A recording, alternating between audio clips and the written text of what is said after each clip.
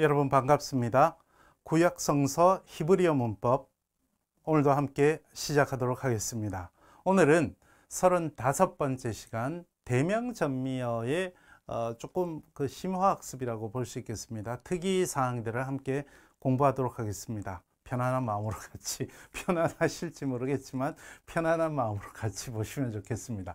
코어를 우리가 13과에서 배웠습니다. 모든, 각자, 전체 이런 뜻이 있는 코어를 함께 13과에서 배웠는데, 그때 코어의 원래는 홀렘이었지만 연계형이 되면 콜, 카메차, 투비 된다는 것을 배웠습니다. 그런데 콜에도 인칭 대명전미어가 붙을 수 있습니다. 그때는 여러분 여기 보시듯이 쿨 형태가 됩니다. 슈렉이 키부츠가 붙어서 쿨의 형태가 됩니다. 그래서 결과적으로 쿨로, 그 다음에 쿨락, 쿨람, 쿨라누 이런 형태가 됩니다. 그래서 쿨을 보시면 콜에 인칭 전미어가 붙은 형태구나, 이렇게 아시면 됩니다.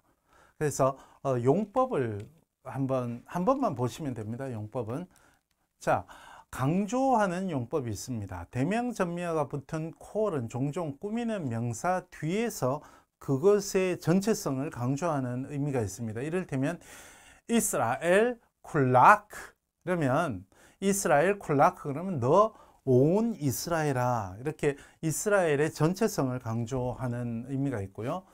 쉼우 아밈 쿨람, 그럼 쿨람 그들 모두가 아니고 여기 바로 앞에 꾸며서 너희 모두라고 할 때 이런 식으로 쓴다는 겁니다. 구약 성경에서 좀 눈여겨보시면 좋겠습니다. 콜 벳 하멜렉 쿨로, 이게 이제 벳 멜렉가 단수이기 때문에 쿨로가 붙은 거죠. 그 왕의 집 모두, 그 모든 것, 그 왕의 집 전체를 의미할 때 콜 벳 하바이트, 그 왕의 집 전체, 쿨로, 그 모든 것 해서 강조를 하는 의미로 콜을 쓰기도 합니다. 그리고 3인칭 남성 단수 대명전미어와 함께 쓰이면 사람이나 사물 전체, 어쨌든 간에 콜과 인칭 대명사가 함께 쓰이면 전체성을 강조하는 의미가 있다는 겁니다. 보십시오. 쿨로 오메르 카보드, 모든 이들이 말한다. 쿨로 오메르, 각자 사람들 모든 이들이 말한다. 영광이라고, 이런 식으로. 그러니까 콜과 인칭 대명전미어가 붙으면 일단 강조의 의미가 있다는 것을 기억하시면 좋겠습니다. 콜로 오헤브 에타멜렉, 각자 모든 사람, 이런 의미가 되는 겁니다. 모든 사람이 그 왕을 사랑한다. 그래서 콜과 인칭 대명전미어가 함께 쓰일 수 있다는 것 기억하시면 좋겠습니다.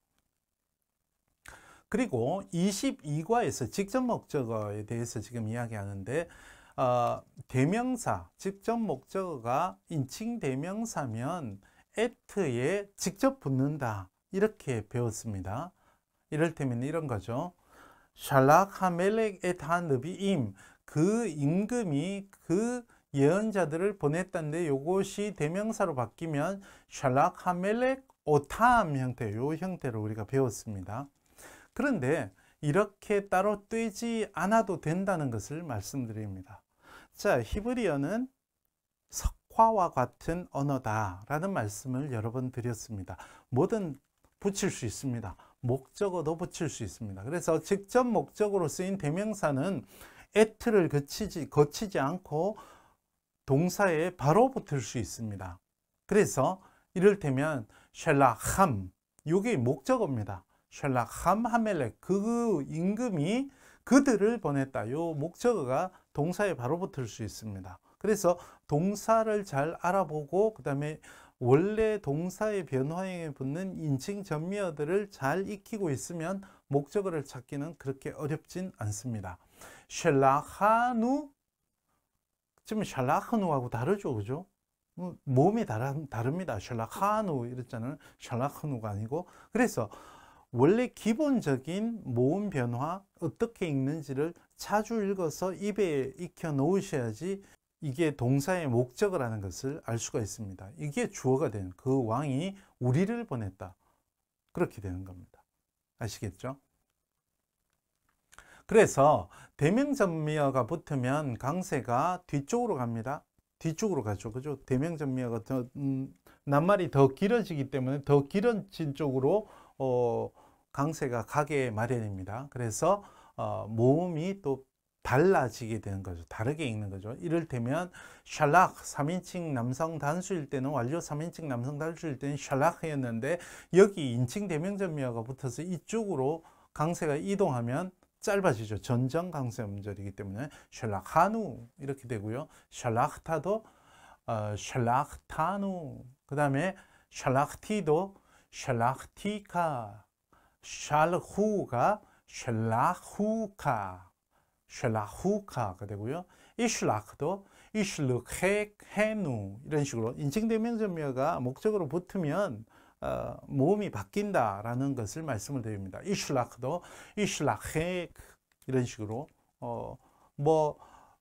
원칙대로 바뀌는 겁니다. 읽기 수월하도록. 그래서 여러분이 잘 기억하셔야 될 것은 이런 경우가 아주 많이 등장하진 않습니다. 그런데 동사에 바로 목적어가 붙어 있는 경우, 이게 인칭 변화의 점미어인 줄 알고 번역을 하다 보면 잘못 번역할 수가 있습니다. 그래서 동사의 목적어로 인칭 대명점미어가 동사에 바로 붙을 수 있다는 것을 자주 보시고 익히시면 좋겠습니다. 자, 대부분의 동사에 붙는 인칭 대명어는 직접 목적격 at에 붙는 것과 동일합니다. 딱 두 가지가 다른데, 첫 번째 3인칭 남성 단수는 두 가지가 쓰입니다. 크탈로 같이 오가 쓰이는 경우가 있고, 크탈라후처럼 후가 쓰이는 경우도 있습니다. 오가 원래 3인칭 남성 단수 인칭 대명점미어인데 후가 쓰이기도 합니다. 이게 좀 더 오래된 표현이긴 합니다. 어쨌든 간에 인칭 대명사 후에서 온 것 같다라는 겁니다. 두 가지가 다 쓰이고요. 1인칭의 경우에는 니가 쓰입니다. 니, 아니와 연관되어 있을 겁니다. 그래서 목적어가 다른 경우가 3인칭 남성 단수와 1인칭 공성 단수가 달리 쓰일 수 있다라는 것을 기억하시면 좋겠습니다. 직접 목적어로 쓰이는 인칭 대명점미어는 분사도 동사에서 왔기 때문에 분사에서도 붙을 수 있습니다. 숄레아흐, 숄카흐, 요 3인칭 여성 단수, 그죠? 그 다음에 숄레아흐가 숄캄, 이런 식으로. 그래서 어떻게 읽는지를 잘 보면, 제가 그동안 계속 변화형을 익히면서 모음의 특징을 익히는 방법을 제 나름대로 열심히 소개해 드렸는데, 이런 것 때문에 여러분이 특징을 잘 외우시라고 말씀을 드렸던 겁니다. 자, 이번에는 그렇게 어렵지 않은 콜에 인칭 대명점미어가 붙는 경우, 그리고 동사에 직접 인칭 대명점미어가 붙는 경우 두 가지를 같이 공부했습니다. 한번 복습해 보시면 좋겠고, 낱말을 보시겠습니다. 게펜, 게펜, 포도나무입니다. 포도나무, 게펜. 그 다음에 느바시, 느바시, 꿀입니다. 야인, 야인, 포도주. 그 다음에 게펜들이 케렘에 있죠. 포도원, 포도밭, 케렘. 그 다음에 프리, 열매입니다. 열매, 포도도 열매죠. 쉐멘, 쉐멘. 이건 식물성 기름을 말하는 겁니다. 올리브 기름 같은 거, 쉐멘. 그 다음에 다음 과에서 우리가 드디어 수동형 니파를 배우는데, 싸우다가 이제 라캄이 니팔로 쓰입니다. 닐캄, 싸우다, 전쟁하다. 마샤흐, 기름 붓다. 여기서 우리가 메시아라고 말하는 메시아라는 말이 나왔습니다. 파타흐, 문이나 뭐나 이렇게 여는 걸 말하는 겁니다. 샤알, 묻다, 구하다. 여기서 사울이라는 이름이 나오죠. 자, 게펜, 느바시, 야인, 케렘, 프리, 쉐멘, 닐캄, 마샤흐, 파타흐, 샤알, 이렇게 익히시면 되겠습니다. 자, 이제 수고하셨고요. 오늘은 전에 한번 예고를 해드린 것 같은데, 이제 여러분이 사실은 우리가 히브리어 문법을 배우는 것은 히브리어 사전을 들고 히브리어 성경을 들고 직접 원어를 읽을 수 있도록 도와드리는 작업이었습니다. 우리가 동사 분해를 왜 하느냐 하면, 히브리어 사전에 동사의 기본형이 나와 있습니다. 근자음이 나와 있습니다. 근자음을 알아야지 사전을 찾아갈 수 있고, 사전을 찾아야지 본문이 무슨 뜻인지를 알 수 있죠. 그래서 사전 찾는 법을 지금까지 공부하셨다고 보면 됩니다. 그래서 이제 히브리어 사전을 어떤 사전이 있고 어떻게 이용해서 본문을 번역하고 이해하는가를 한번 간단하게 소개를 해 드리겠습니다. 먼저 여러분이 초급 히브리어를 배우는 여러분이 쓸 수 있는 히브리어 사전을 두 가지만 소개해 드리겠습니다. 우리말로 번역된 것 중에요. 윌리엄 할러데이가 짓고 손석태 박사님 등이 옮긴 구약 성경의 간추린 히브리어 아람어 사전, 꽤 오래 전에 번역이 되어 있고 이 책도 오래된 책입니다. 요것의 특징이 뭐냐 하면, 물론 이제 가격도 상대적으로 저렴하고 수준 면에서도요, 그 낱말들이 있으면 문맥에 따라서 의미가 다 다를 수 있어요. 여러 가지로 쓸 수 있는데 여기는 대표적인, 그러니까 우리 영어 사전에서처럼 대표적인 뜻을 이렇게 딱딱딱딱 요약해서 concise입니다. 이 사전의 영어 이름이. 그래서 요약해서 간단하게 제시하기 때문에 초급자들한테는 도움이 됩니다. 하지만 원어, 히브리어는 문맥의 언어이기 때문에 문맥을 고려하지 않고 대표하는 의미만 익혔다가는 본문을 잘못 이해할 가능성도 있습니다. 그래서 심화학습에는 한계가 분명히 있습니다.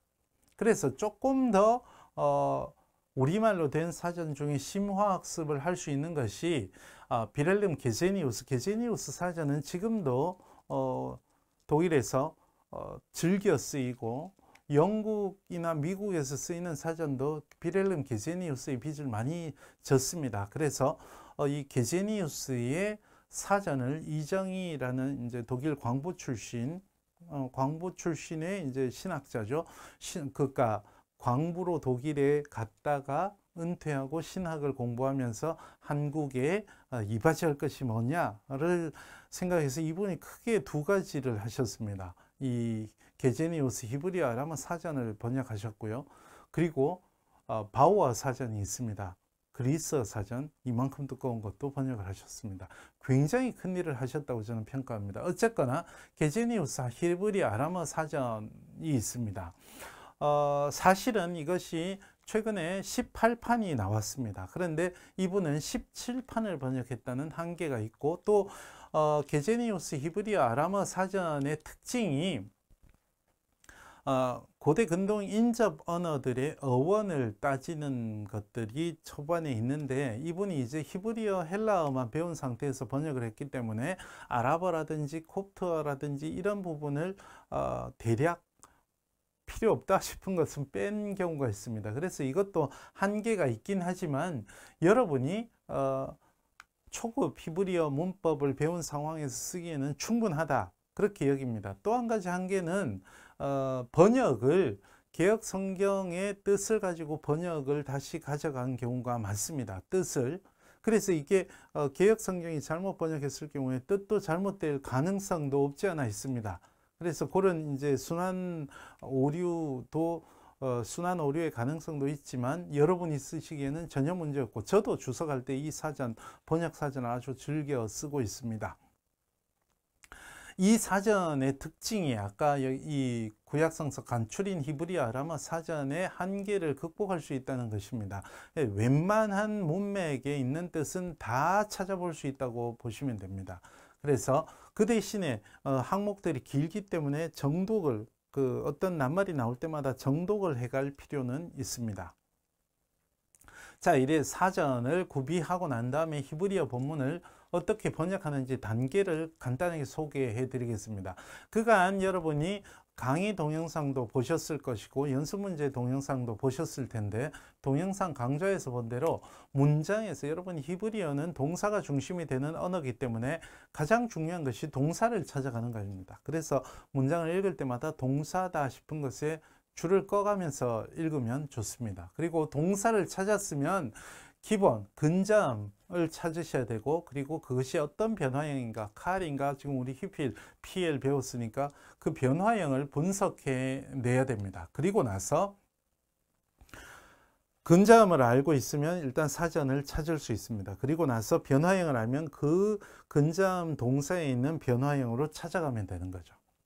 그런 뒤에 변화형에 가서 또 여러 가지 뜻이 있을 수 있습니다. 그 중에 내가 읽고 있는 본문에 가장 적합한 뜻을 찾아내는 단계를 거쳐야 됩니다. 사실 생각보다 번거로울 수 있습니다. 그러나 어학이라는 것은 이 번거로움을 감수하지 않으면 절대로 실력을 키울 수 없습니다.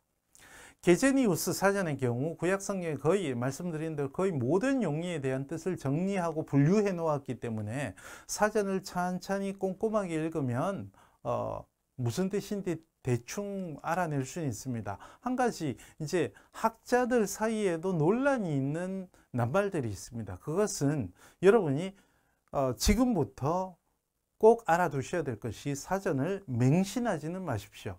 학자들마다 사전마다 뜻을 아주 적게 쓰이는 용례가 적은 낱말이나 아니면은 낱말 자체가 어려운 것 같은 경우에는 학자들마다 그 낱말의 뜻에 대한 견해가 다를 수 있습니다. 그래서 사전을 너무 맹신하진 마시고 그 대신에 여러분 수준에서는 충분히 도움을 얻을 수 있습니다. 동사를 찾은 뒤에는 나머지 낱말들은 사실은 찾기가 어렵지 않기 때문에 나머지 낱말도 분해하고 사전에서 뜻을 찾은 뒤에 모든 낱말의 분해와 뜻 세기가 끝났으면 우리말로 옮기고, 그 다음에 목적은요, 뭐 신학하시는 분들 원어를 읽어서 뭐 할 겁니까? 거기서 하나님의 음성을 듣는 거죠. 원어를 통해서. 이게 우리의 꿈이 돼야 됩니다. 번역 성경을 가지고 평생 번역 성경만 보고 있는 목회자다. 슬프지 않습니까? 원어에는 번역 성경에 있는 의미 세계의 10배는 넘는 의미 세계가 있습니다. 얼마나 풍부해지는지 모르니까 여러분 끝까지 힘내시고 이런 꿈을 가지고 원어에 친숙해지시면 좋겠습니다. 히브리 성경 읽기 한 문장을 가지고 구체적으로 이 과정을 한번 보겠습니다. 2번 문장이죠. 한번 제가 읽어보겠습니다. 바예칼 엘로힘 바욤 하쉐비이 멜라크토 아쉘 아사 와 이시봇 바욤 하쉐비이 미콜 멜라크토 아쉘 아사. 자, 이렇게 되어 있습니다. 동사들을 먼저 찾아야 되는데 일단 제가 먼저 찾아놓은 게 있습니다. 와 예칼, 예카텔 보이시죠? 그래서 이건 PL이죠. 그래서 여기 뒤에 자음이 생략이 됐기 때문에 칼라 람의 대동사죠. PL 바브 연속 미완료 3인칭 남성 단수. 그 다음에 동사가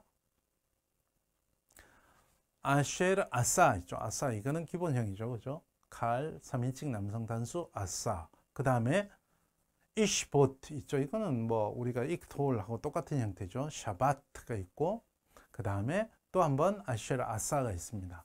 그래서 그리고 나서는 사전들을, 이 낱말들을 사전들을 가서 무슨 뜻인지를 찾고, 또 나머지 쉐비이, 일곱째, 욤, 날, 전치사, 브 이런 것들을 다 해결하고 나면 번역을 하실 수 있습니다. 하나님께서 일곱째 날에 그분이 하신 그분의 일, 물락토 어디 갔어요?